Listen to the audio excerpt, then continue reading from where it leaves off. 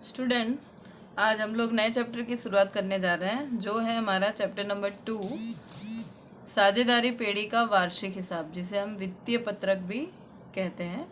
और बोर्ड में इसकी मार्किंग है 11 मार्क्स। आपने 11वीं में वार्षिक हिसाब के बारे में जानकारी तो ली है, चैप्टर आपका ऑलरेडी 11वीं में दे रखा है, वार्षिक हिसाब दिया हुआ है। और यहाँ आपको साझेदारी पेढ़ी का वार्षिक हिसाब सीखना है। वार्षिक हिसाब और पेढ़ी का वार्षिक हिसाब कोई अंतर नहीं है, मात्र साझेदारी पेढ़ी में आपके 3 खाते और बढ़ जाते हैं। अभी तक हम 11वीं में जो वार्षिक हिसाब सीख रहे थे उसमें मात्र 3 खाते तैयार करते थे। एक था व्यापार खाता, दूसरा था लाभ हानि खाता और तीसरा था पक्की तलपट। पर अब जो हमें सीखना है साझेदारी पेढ़ी का वार्षिक हिसाब, मतलब एक पेढ़ी है जो साझेदार चला रहे हैं, उसका हमें वार्षिक हिसाब तैयार करना है। वर्ष के अंत में हमें ये देखना पड़ता है कि धंधे में लाभ हुआ है या हानि हुई है, या धंधे की आर्थिक स्थिति क्या है, ये जानने के लिए हम वार्षिक हिसाब तैयार करते हैं। ये पूरे चैप्टर में से ना MCQs आता है, न एक वाक्य का उत्तर आता है, न छोटे सवाल आते हैं। मात्र एक सवाल आता है जो आता है सेक्शन F में, वो होता है 11 मार्क्स का। और इसमें खाते तैयार होते हैं और खातों में एंट्री की जाती है। समायोजन होता है जो आप 11वीं में सीख कर आ चुके हो। तो 11वीं में जो सीखा है वही आपको यहाँ पे इंक्लूड करना है सब कुछ। 3 खाते तो आपके एज इट इज है, व्यापार खाता, लाभ हानि खाता और वार्षिक हिसाब। लेकिन जो 3 खाते और आपको तैयार करने हैं, जिसकी समझ हमने चैप्टर नंबर 1 में दे दी थी। मैंने पहले भी कहा था कि ये जो 3 खाते हैं आपके, लाभ हानि वितरण खाता, साझेदार का पूंजी खाता और चालू खाता है, ये तीनों खातों के बारे में चैप्टर 1 में इसीलिए जानकारी दी गई थी और इसलिए सवाल गिनाए गए थे कि आपको चैप्टर नंबर 2 में किसी भी प्रकार की प्रॉब्लम ना हो। अब हम सवाल में देखेंगे कि जो व्यापार खाते में कौन सी एंट्री आती है, लाभ हानि में, वितरण खाता, पूंजी खाता, चालू खाता और पक्की तलपट में कौन कौन सी एंट्री आती है। इसकी समझ आप पहले भी ले चुके हो। 11वीं में भी आपको व्यापार खाते के बारे में बता दिया गया है कि कौन कौन सी एंट्री आती है, लाभ हानि की कौन सी एंट्री आती है, लाभ हानि वितरण, पूंजी खाता और चालू खाता मैंने चैप्टर 1 में आपको समझा दिया है कि किस प्रकार की एंट्री आती है, और पक्की तलपट में किस प्रकार की एंट्री आती है। तो आप खाते देखेंगे आप, और इन खातों में जो एंट्री आती है वो आपको याद करनी है कि उधार तरफ कौन सी एंट्री आएगी, जमा तरफ कौन सी एंट्री आएगी, व्यापार खाते में क्या लिखा जाएगा, लाभ हानि खाते में क्या लिखा जाएगा। अगर बोर्ड के एग्जाम में आप 4 एंट्री राइट करते हो तो आपको 1 मार्क्स मिलता है। मतलब 4 एंट्री करोगे सही तो आपको 1 नंबर आपके हो जाएंगे। मतलब जो भी पेपर चेक होता है वो एंट्री के नंबर पे होते हैं। मतलब एंट्री सही आपकी, टिक सही होगा, एंट्री सही होगी तो 4 एंट्री सही करोगे तो उसके 1 मार्किंग आपको बोर्ड में दी जाएगी। तो अब हम सबसे पहले शुरुआत करेंगे व्यापार खाते के बारे में। व्यापार खाता का नमूना दे रखा है आपको पेज नंबर 35 पे। तो सबसे पहले हेडिंग डाली जाएगी, जो भी आपका पेढ़ी होगी वो लिखा जाएगा। का तारीख, जो तारीख को आपका वर्ष पूरा होने वाला है वो लिखा जाएगा। को पूरे होने वाले वर्ष का व्यापार खाता। विवरण दिया है, रकम रुपए, विवरण रकम रुपए, उधार जमा। ठीक है, अब उधार की डिटेल पहले हम देख लेंगे। सबसे पहले प्रारंभिक स्टॉक लिखा जाता है जो हम 11वीं में भी पढ़ चुके हैं। फिर आता है खरीदी, उसमें से खरीद वापसी माइनस होती है। उसमें से अन्य रीति से गया माल, किसी भी रीति से अगर पेढ़ी में से माल जा रहा है तो वो माइनस होता है। माल की खरीदी से संबंधित खर्च, अब जो खरीदी से संबंधित खर्च होते हैं वो व्यापार खाते में लिखे जाते हैं, जिसमें आता है मजदूरी, आवक माल गाड़ी भाड़ा, रेलवे नूर, ऑक्ट्रॉय, आयात चुंगी, लारी भाड़ा, गोदी खर्च, डैमरेज, वॉरफेज, उत्पादन से संबंधित खर्च। ये तो हो गए माल से खरीद, यानी जब हम माल खरीदने जाते हैं उसके पीछे जो खर्च होता है उसे माल से संबंधित खर्च कहते हैं, जो व्यापार खाते में लिखा जाता है। अब उत्पादन से संबंधित खर्च, जब उत्पादन के लिए माल जाता है तो क्या क्या वहाँ पे क्या क्या चीज़ें हमें खर्च चुकाने पड़ते हैं वो दिया गया है, जिसमें होती है उत्पादक मजदूरी, रॉयल्टी, कारखाना खर्च होता है जिसमें भाड़ा भी आ जाता है, कारखाने का कर होता है, बिजली, ईंधन, कोयला, गैस, ये सब व्यापार खाते में इंक्लूड होता है। प्रयुक्त माल सामग्री, ऑयल और ग्रीस, कारखाने से संबंधित खर्च है, यानी कारखाने में माल का उत्पादन हो रहा है तो माल सामग्री के लिए, यंत्रों के लिए ऑयल ग्रीस की भी जरूरत पड़ सकती है। कारखाने के मकान की घिसाई और प्लांट यंत्र की घिसाई। और ये कंप्लीट होने के बाद, इसको मैं भी बाद में समझा रही हूँ आपको। अब आते हैं जमा पक्ष में। जमा पक्ष में लिखा जाता है बिक्री, बिक्री में से बिक्री वापसी माइनस होती है। फिर होता है भंगार माल का विक्रय, अगर विक्रय करेंगे तो ऑब्वियसली आवक होगी हमारी, आवक है तो हमने जमा पक्ष में लिखा है इसको। अंतिम माल का स्टॉक, यहाँ पर अंतिम माल, यहाँ उधार साइड प्रारंभिक और यहाँ आता है अंतिम माल का स्टॉक।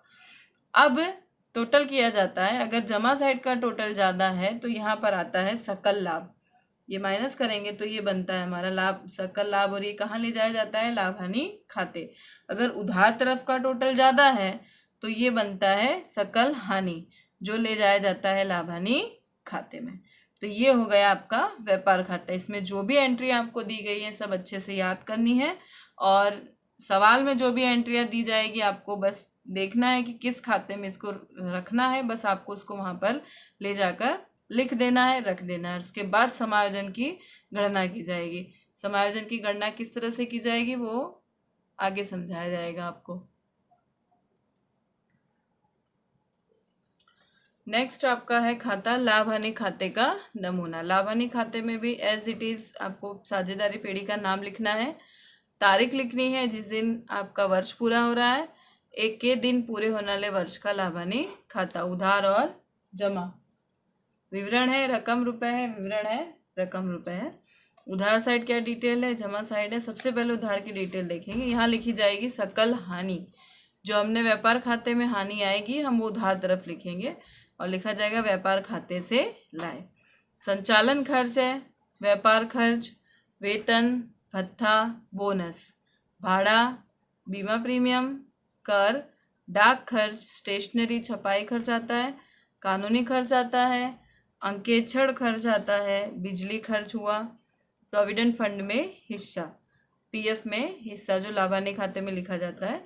अब आता है बिक्री वितरण खर्च। बिक्री वितरण के समय जो खर्च होता है वो लाभ हानि खाते के उधार पक्ष में लिखा जाता है, जिसमें आता है जावक माल गाड़ी भाड़ा हुआ, सेल्समैन का वेतन हुआ, कमीशन हुआ, विज्ञापन खर्च हुआ, दिया बट्टा हुआ, बट्टा अनामत हुआ, शोरूम का खर्च हुआ, गोदाम खर्च हुआ, पैकिंग खर्च हुआ। ये सब आता है आपका बिक्री वितरण में, यानी बिक्री करते समय जो खर्च होता है वो लाभ हानि खाते के उधार पक्ष में लिखा जाता है। फिर होता है वित्तीय खर्च। वित्तीय मतलब बैंक से रिलेटेड जो खर्च है, पैसे से रिलेटेड जो खर्च है, जैसे साझेदारी की लोन का ब्याज, बीओडी का ब्याज यानी बैंक ओवरड्राफ्ट का ब्याज, ली लोन का ब्याज, बैंक खर्च हुआ, कमीशन हुआ, मैनेजर को कमीशन चुकाया आपने तो वो वित्तीय खर्च में गिना जाता है। फिर है अन्य खर्च या नुकसान, जिसमें धर्मादा खर्च आता है, संपत्ति पर घिसाई आती है।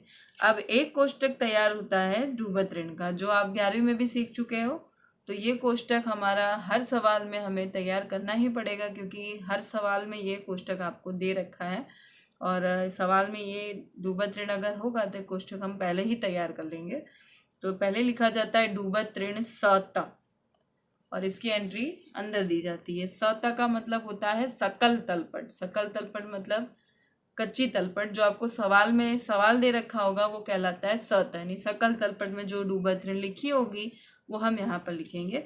फिर उसमें प्लस किया जाता है डूबत ऋण, कोष्टक में दिया है समायोजन, यानी समायोजन में जो डूबत ऋण दी जाएगी वो यहाँ पर डूबत ऋण में प्लस होती है।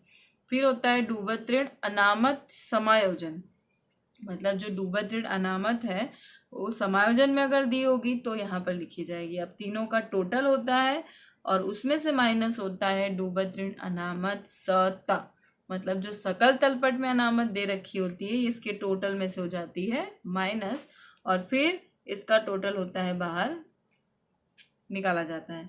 तो ये जो फॉर्मेट है वो हमें तैयार सभी सवाल में करना ही पड़ेगा, क्योंकि सभी सवाल में आपको डूबत ऋण की जानकारी दे रखी है। यानी डूबत ऋण सता प्लस डूबत ऋण स प्लस डूबत ऋण अनामत स, और तीनों का टोटल करेंगे उसमें से माइनस करेंगे डूबत ऋण अनामत स त। ये हो गई डूबत ऋण की एंट्री। अब हुआ आंख से नुकसान, ये भी लाभ हानि खाते के उधार पक्ष में आएगा। चोरी से नुकसान हो रहा है तो लाभ हानि खाते के उधार पक्ष में आएगा। संपत्ति बिक्री से नुकसान होगा तो भी लाभ हानि खाते के उधार पक्ष में। खर्च नुकसान के लिए प्रावधान, ये भी यहाँ पर लिखा जाएगा। अब जमा तरफ की एंट्री देखेंगे। अगर व्यापार खाते में हमें लाभ हुआ है, सकल लाभ हुआ है, तो वो लाभ हानि खाते के जमा पक्ष में लिखा जाता है। किसी भी प्रकार की आवक है, उपज है, तो वो जमा पक्ष में लिखी जाती है। जैसे प्राप्त बट्टा हुआ, प्राप्त भाड़ा हुआ, प्राप्त कमीशन, प्राप्त दलाली, प्राप्त आढ़त। किसी भी प्रकार का आवक प्राप्त हो रही है, यानी आय आ रही है, रकम आ रही है हमारे पास, तो जमा पक्ष में लिखी जाएगी। विनियोग पर ब्याज है, विनियोग कहीं पे हमने विनियोग किया है, इन्वेस्टमेंट किया है, तो उसका ब्याज हमें मिलेगा, तो हम जमा पक्ष में लिखते हैं। दी लोन का ब्याज, हमने किसी को लोन दी है तो ब्याज हमें मिलेगा, तो भी जमा पक्ष में लिखा जाएगा। डूबत ऋण वापसी, किसी भी प्रकार से हमारा पैसा डूब गया है और फिर वो हमें मिलने के चांस होते हैं, वापस आता है, तो वो भी जमा पक्ष में लिखा जाता है।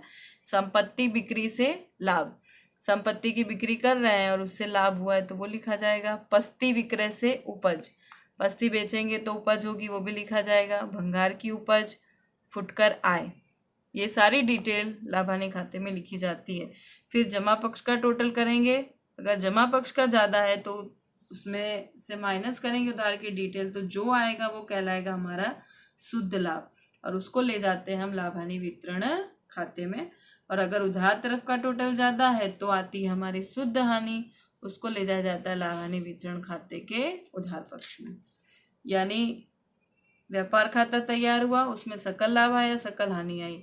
अब लाभ हानि खाता तैयार हुआ, उसमें शुद्ध लाभ आया, शुद्ध हानि आई।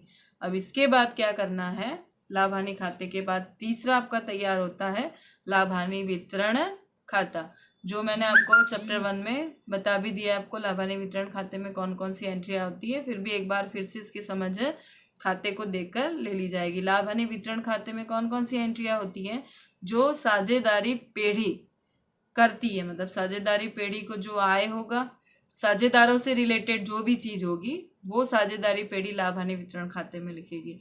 साझेदारों से रिलेटेड, बाकी अगर किसी से भी रिलेटेड होगा तो वो लाभ हानि खाते या व्यापार खाते में एंट्री होगी, लेकिन अगर साझेदारों से कुछ भी रिलेटेड होगा तो वो जाएगा लाभ हानि वितरण खाते में।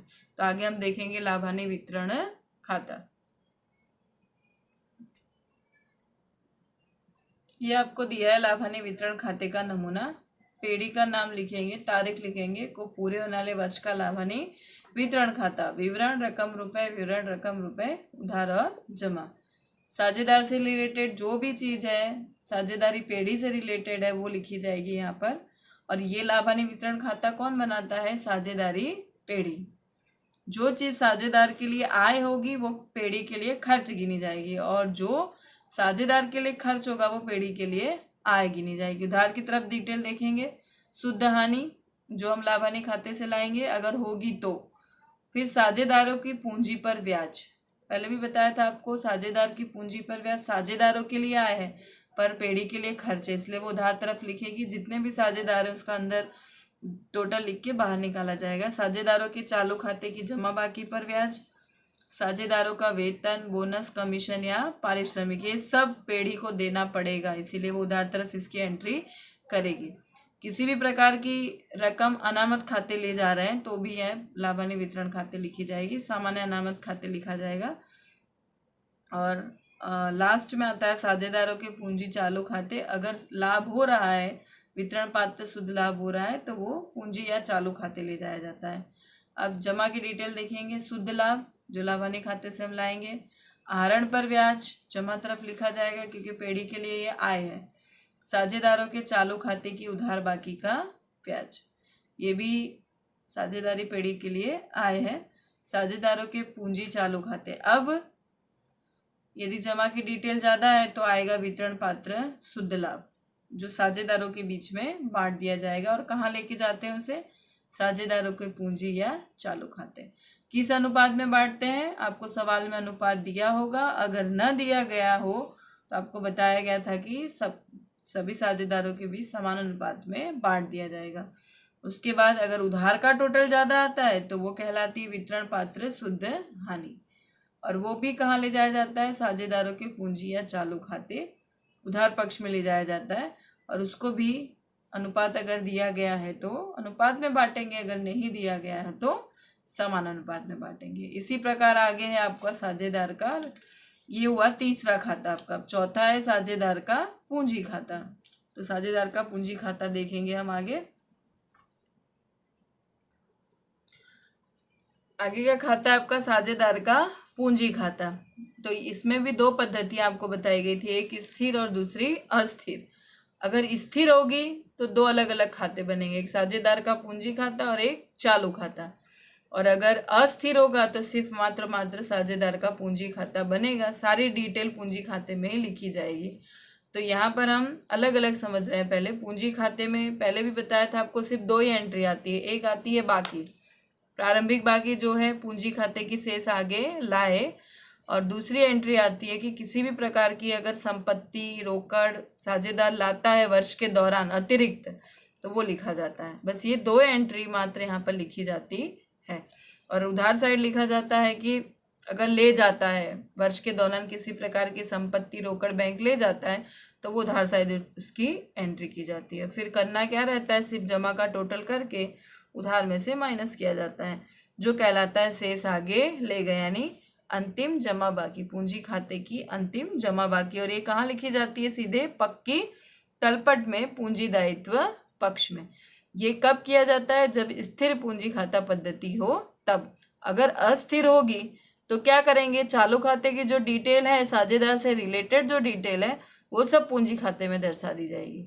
तो ये तो आपने पहले चैप्टर में पढ़ लिया है, अच्छे से समझ लिया है, और मैंने बताया भी था आपको अस्थिर पूंजी खाता हो तो सिर्फ पूंजी खाता कैसे तैयार होता है, और स्थिर हो तो दोनों डिवाइड हो जाते हैं, इतना ध्यान रखेंगे। तो आगे हम देखेंगे चालू खाता। चालू खाते में कौन कौन सी एंट्रियां आती हैं। नेक्स्ट आपका खाता है साझेदारों का चालू खाता। उधार, तारीख, विवरण, रकम रुपए, तारीख, विवरण, साझेदार का रकम रुपए लिखी जाती है। इसमें चालू खाते में साझेदार से रिलेटेड रकम होगी, यानी साझेदार को आय होगी तो वो जमा तरफ, और खर्च होगा तो वो उधार तरफ लिखा जाएगा। चालू खाते में सबसे पहले प्रारंभिक बाकी आती है, जमा बाकी होगी तो जमा साइड, उधार बाकी होगी तो उधार साइड। फिर जमा साइड लिखेंगे पूंजी पर ब्याज, चालू खाते की जमा बाकी पर ब्याज खाते, वेतन, बोनस, कमीशन या पारिश्रमिक खाते। और अगर वितरण पात्र लाभ जो हम कहाँ से लाए होंगे, लाभानी वितरण खाते से, अगर लाभ होगा तो यहाँ पे लिख दिया जाएगा।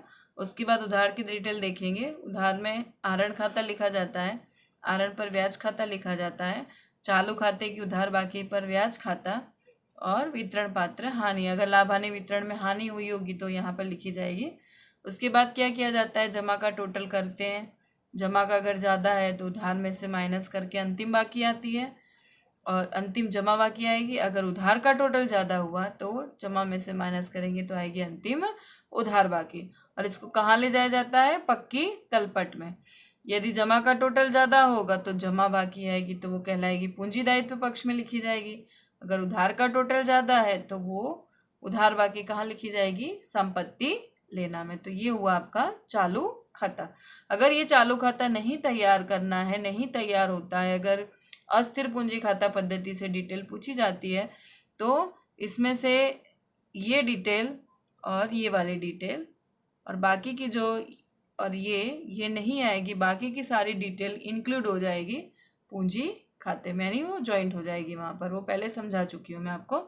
और अब आगे देखेंगे लास्ट आपका पक्की तलपट।